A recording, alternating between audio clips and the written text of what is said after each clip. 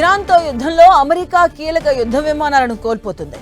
తాజాగా F-35 fighter jet Iran గగనతల రక్షణ వ్యవస్థ అడ్డుకుంది.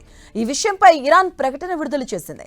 ఇరాన్ గగనతల రక్షణ వ్యవస్థ అర్ధరాత్రి దాటిన తర్వాత అమెరికా సైన్యానికి చెందిన F-35 యుద్ధ విమానాన్ని దెబ్బతీసింది. అది ఏ స్థాయిలో దెబ్బతిందన్న దానిపై దర్యాప్తు చేస్తున్నామని, అది పూర్తిగా ధ్వంసం కావడానికే ఎక్కువ అవకాశాలు ఉన్నాయని IRGC వెల్లడించింది. అలాగే గాలిలో విమానాన్ని ఒక క్షిపణి ఢీకొడుతున్నట్లుగా ఉన్నటువంటి వీడియోను రిలీజ్ చేసింది.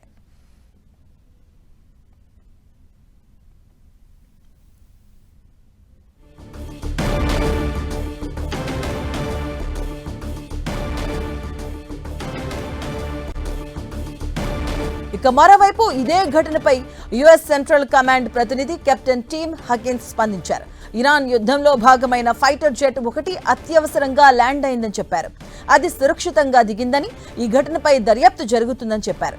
F-35ని క్షిపణులు వంటివి తాకి ఇలా ఎమర్జెన్సీ ల్యాండ్ అవ్వడం ఇదే తొలిసారి. ఈ ఫైటర్ జెట్ విలువ 100 కోట్లలోనే ఉంటుంది.